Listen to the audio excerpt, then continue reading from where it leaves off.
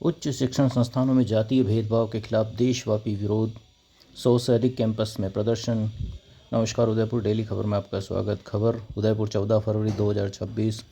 उच्च शिक्षण संस्थानों में जातीय भेदभाव और उत्पीड़न के खिलाफ देश भर के छात्र संगठनों ने संघर्ष तेज करने का आह्वान किया।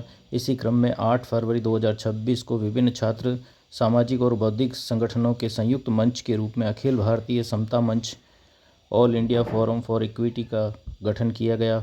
समता मंच के आह्वान पर 13 फरवरी को अखिल भारतीय विरोध दिवस मनाया गया। इस दौरान देश के करीब 100 विश्वविद्यालयों और कॉलेज कैंपस में प्रदर्शन आयोजित किए गए। प्रदर्शन का मुख्य उद्देश्य उच्च शिक्षण संस्थानों में व्याप्त जातीय भेदभाव को समाप्त करना, यूजीसी रेगुलेशन 2026 को प्रभावी ढंग से लागू कराना और रोहित एक्ट को कानून का दर्जा दिलाना। राजस्थान के अनुसूचित क्षेत्रों में भी व्यापक विरोध देखने को मिला। भील प्रदेश विद्यार्थी मोर्चा आदिवासी परिवार के बैनर तले उदयपुर, सलूंबर, डूंगरपुर, बांसवाड़ा और प्रतापगढ़ सहित कई जिलों में विश्वविद्यालय और कॉलेज कैंपस में विरोध कार्यक्रम आयोजित किए गए।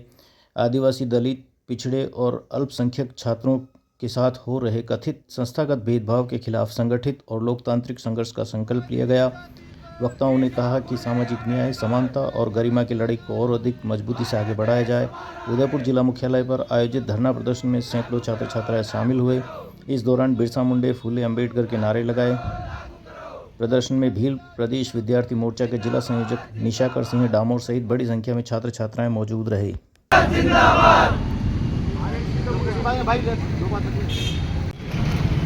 सबसे पहले तो आपके चैनल को जोहार।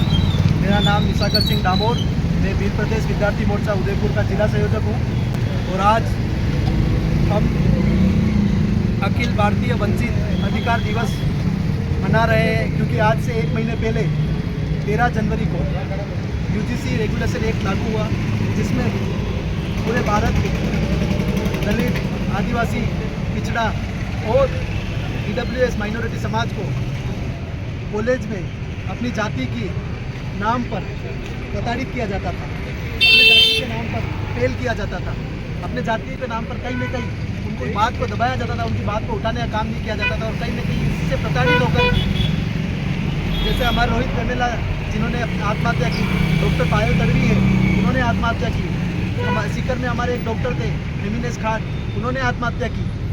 इस तरीके से इन लोगों को प्रताड़ित करके, मेंटली टॉर्चर करके कॉलेजों में कम नंबर देके जिस डिग्री के काम होते हैं उस डिग्री के कामों में उन लोगों को रोक दिया जाता है, सेमिनार नहीं दिए जाते, उनको कहीं न कहीं किसी न किसी वजह से दबाने का, उनकी आवाज़ को या फिर उनकी डिग्री को लेट करने का काम करते हैं।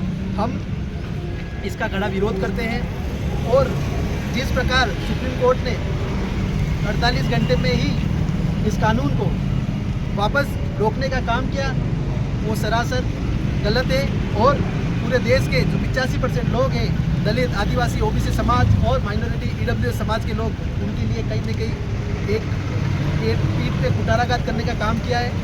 हम सरकार से यही आश्वासन और यही उम्मीद चाहते हैं कि जल्द से जल्द यूजीसी कानून उसको वापस लागू किया जाए, क्योंकि इससे जो पूरे देश में यूनिवर्सिटीज़ है उनमें आप अगर देखेंगे तो जो प्रोफेसर है, डीन डायरेक्टर है, बीसीए, उसमें अगर आप देखेंगे तो कहीं भी एसटी, ओबीसी, माइनॉरिटी या फिर एससी समाज के लोगों का बहुत कम रेशियो है और उस रेशियो का कारण कम क्यों है?